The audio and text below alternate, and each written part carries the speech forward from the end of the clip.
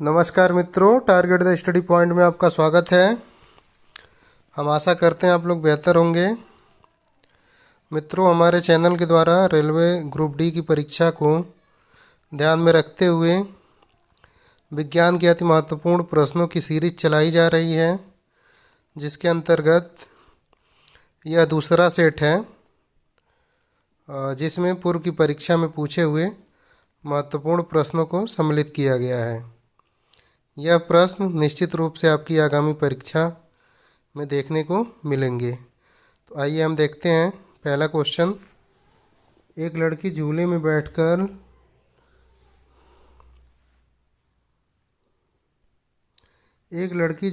बैठकर झूल रही है। यदि लड़की एकाएक खड़ी हो जाए तो दोलन काल क्या होगा? तो हम जानते हैं दोलन काल क्या होता है। T = 2π√L/G होता है। L जो है प्रभावी लंबाई होती है। जब लड़की एकाएक खड़ी हो जाएगी तो ये लंबाई कम हो जाएगी, जिसके कारण उसका जो दोलन काल होगा वो भी कम हो जाएगा। अतः ऑप्शन ए सही है। अगला क्वेश्चन हम देखते हैं।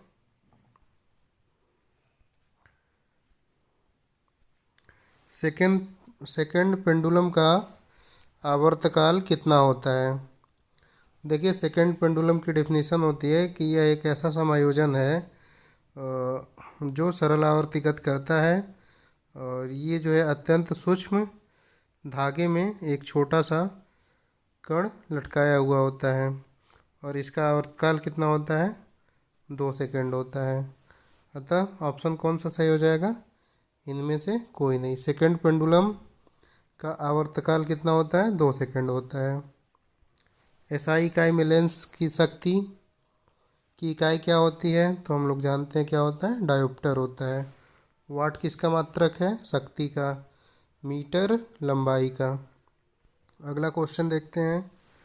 विद्युत मोटर में विद्युत ऊर्जा किस ऊर्जा में रूपांतरित होती है? तो हम जानते हैं विद्युत मोटर के द्वारा विद्युत ऊर्जा को यांत्रिक ऊर्जा में बदला जाता है। अगला क्वेश्चन हम देखेंगे। प्रकाश की चाल को सर्वप्रथम मापने वाले वैज्ञानिक कौन थे? तो कौन थे? रोमर। गैलीलियो हम जानते हैं कि दूरबीन का आविष्कार किए थे, तथा न्यूटन ने गुरुत्वाकर्षण का नियम दिया, गतिविषयक नियम दिया, तथा बल से संबंधित नियम दिया। शरीर का वजन क्या होगा? हम जानते हैं कि जो वजन होता है या भार होता है, W क्या होता है? mg होता है। यम जो है किसी भी वस्तु का द्रव्यमान जो है नियत होता है। अतः भार कब बदलेगा? जब g का मान बदलेगा। हम जानते हैं पृथ्वी तल से ऊपर जाएं, नीचे जाएं, g का मान घटता है, तथा इसके केंद्र में g का मान 0 होता है। ध्रुवों पे g का मान अधिकतम होता है और विषुवत रेखा पे न्यूनतम होता है। तो जहाँ g का मान अधिक होगा वहाँ भार भी अधिक होगा। अतः ध्रुवों पे शरीर का वजन अधिकतम होगा। अगला क्वेश्चन देखते हैं। अल्टीमीटर से क्या नापते हैं? तो हम जानते हैं अल्टीमीटर से वायुयान की ऊंचाई मापा जाता है। तो इसमें क्या हो जाएगा? भूतल से ऊंचाई। वायुमंडलीय दाब किससे मापा जाता है? बैरोमीटर से। अगला क्वेश्चन देखेंगे। बादलों की दिशा एवं गति को मापने वाला यंत्र क्या कहलाता है? नेफोस्कोप। हम जानते हैं बादलों की दिशा व गति को मापने वाला यंत्र क्या होता है? नेफोस्कोप होता है। एनीमोमीटर से हम क्या मापते हैं? हवा का वेग मापते हैं। रेन गेज से वर्षा की मात्रा। हाइग्रोमीटर से आर्द्रता।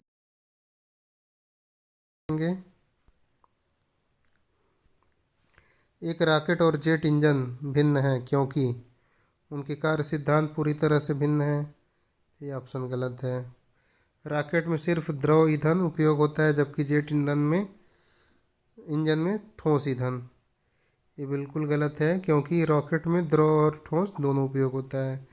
रॉकेट में ऑक्सीजन की आपूर्ति की व्यवस्था उसी में होती है, जबकि जेट इंजन हवा बाहर के वातावरण से प्राप्त करता है। तो ये बिल्कुल सही है। रॉकेट किसी यान को अंतरिक्ष तक ले जाता है, जबकि जेट नहीं ले जाता है।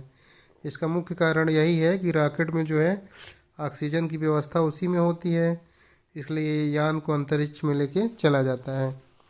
लेकिन जेट जैसे जैसे ऊंचाई पे जाता है वहाँ पे ऑक्सीजन की मात्रा कम होने लगती है। यही कारण है जेट यान को अंतरिक्ष में नहीं ले जा सकता है, अतः ऑप्शन सी व डी सही है। अगला क्वेश्चन देखते हैं। रेल की पटरियों के नीचे चौड़े लकड़ी के पट्टे स्लीपर लगाए जाते हैं, क्यों लगाए जाते हैं? हम जानते हैं दाब क्या होता है, दाब इक्वल टू बल बटा क्षेत्रफल। यानी दाब कम होगा, कम कब होगा? जब क्षेत्रफल ज़्यादा होगा। तो दाब को कम करने के लिए उसके नीचे जो है स्लीपर लगाए जाते हैं, अतः ऑप्शन डी सही हो गया। अगला क्वेश्चन देखते हैं। 1 जूल बराबर होता है 10⁻7 अर्ग के। अगला क्वेश्चन हम देखेंगे। शुष्क सेल में ऊर्जा संग्रहित होती है। शुष्क सेल में कौन सी ऊर्जा होती है? रासायनिक ऊर्जा। और एक किस में बदलती है? प्रकाश ऊर्जा में। यानी शुष्क सेल का उपयोग हम करते हैं रासायनिक ऊर्जा को प्रकाश ऊर्जा में बदलने के लिए। अगला क्वेश्चन हम देखेंगे। हीलियम परमाणु हाइड्रोजन अणु से दोगुना भारी है। 298 केल्विन पर हीलियम परमाणु की औसत गतिज ऊर्जा क्या होगी? तो हम जानते हैं गैसों की जो गतिज ऊर्जा होती है, काइनेटिक एनर्जी, वो परम ताप के समानुपाती होती है। यानी ताप बढ़ेगा तो गतिज ऊर्जा भी बढ़ेगी। ये द्रव्यमान से इसका कोई लेना देना नहीं है। तो यहाँ तापमान समान है, अतः जो गतिज ऊर्जा हीलियम की होगी वही हाइड्रोजन की होगी, अतः ऑप्शन बी सही है। अगला क्वेश्चन देखेंगे। 1 ग्राम और 4 ग्राम द्रव्यमान की दो वस्तुएं एक ही गतिज ऊर्जा से गति कर रही हैं, उनके रेखीय वेग के परिमाण का अनुपात ज्ञात कीजिए। तो हम जानते हैं गतिज ऊर्जा क्या होती है, 1/2 mv²। तो दो कण है तो m1v1 हो जाएगा, ये k1 हो गया। इसी तरह से k2 क्या हो जाएगा, 1/2 m2v2²। अब यहाँ पे गतिज ऊर्जा समान है तो ये इससे कट जाएगा, 1/2 से 1/2 कट जाएगा।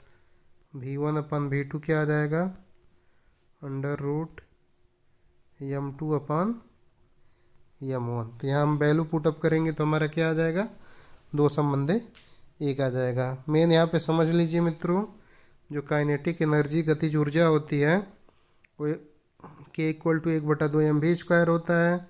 तो दो कण हैं तो दोनों के लिए हम 1 और 2 लेके चलेंगे। तो k1 1/2 m1v1², k2 1/2 m2v2²।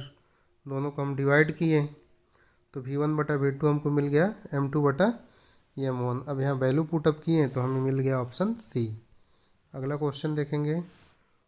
Washing machine की कार्य प्रणाली निम्नलिखित सिद्धांत पर आधारित है। तो वॉशिंग मशीन की कार्य प्रणाली हम जानते हैं अपकेंद्रण के सिद्धांत पर आधारित है। अगला क्वेश्चन देखते हैं।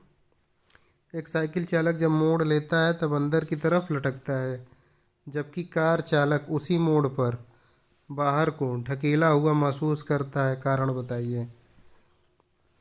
तो देखिए हम जानते हैं कि जब कभी व्यक्तिगत करेंगे तो मुड़ने के लिए हमें आवश्यक अभिकेंद्र बल की आवश्यकता पड़ती है। तो जब भी कोई साइकिल चालक मोड़ पे चलता है तो अंदर की तरफ झुक जाता है ताकि आवश्यक अभिकेंद्र बल उसे मिल जाए। वहीं जब कोई कार चालक होता है तो कार तो अंदर की तरफ झुक जाती है, परंतु चालक का जो निचला हिस्सा होता है वो स्थिर अवस्था में होता है सीट के सापेक्ष, इसलिए चालक बाहर की ओर धक्का महसूस करता है, अतः ऑप्शन सी सही हो जाएगा। साइकिल सवार और कार चालक दोनों ही केंद्रीय बल का अनुभव करते हैं या महसूस करते हैं। अगला क्वेश्चन देखेंगे। कोई साइकिल सवार किसी मोड़ में घूमता है तो वह, अभी हम बताए हैं कि जब मोड़ पे घूमेगा तो भीतर की ओर या अंदर की ओर झुक जाएगा। अगला क्वेश्चन। यदि किसी गेंद को ऊर्ध्वाधर रूप से ऊपर फेंका जाए तो गुरुत्वीय त्वरण, हम जानते हैं कि गुरुत्वीय त्वरण हमेशा नीचे की तरफ कार्य करता है, किसी भी वस्तु को पृथ्वी के केंद्र की तरफ आकर्षित करता है।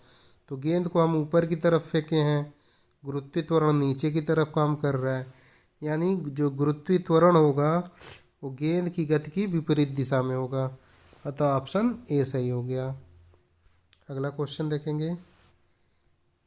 यदि एकाएक चलना प्रारंभ कर दे तो अश्वारोही के गिरने की आशंका का कारण विश्राम का जड़त्व होगा, क्योंकि अश्वारोही तो अश्व पे बैठा होता है, उसका शरीर विश्राम की अवस्था में होता है। जैसे ही घोड़ा चलना स्टार्ट करता है उसका ऊपरी हिस्सा तो गतिशील हो जाता है, परंतु नीचे का हिस्सा विश्राम अवस्था में ही रहता है, जिस कारण गिरने की आशंका होती है। अगला क्वेश्चन, चंद्रमा की सतह पर, तो अब देखिए हम जानते हैं भार क्या होता है, mg होता है। तो चंद्रमा पे जो गुरुत्वीय त्वरण है वो पृथ्वी के गुरुत्वीय त्वरण का 1/6 होता है, अतः वहाँ भार भी क्या हो जाएगा, 1/6 हो जाएगा।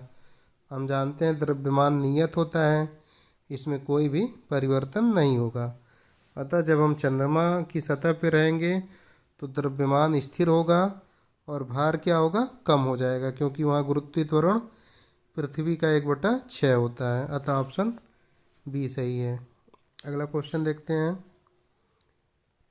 एक अंतरिक्ष यात्री पृथ्वी तल की तुलना में चंद्र तल पर अधिक ऊंची छलांग लगा सकता है, क्योंकि चंद्र तल पर गुरुत्वाकर्षण बल पृथ्वी तल की तुलना में अत्यल्प होता है।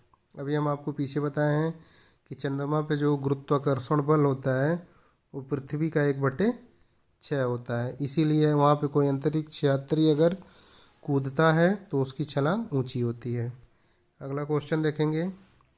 यदि पृथ्वी की त्रिज्या 1% घटा दी जाए तो जी पे क्या प्रभाव पड़ेगा।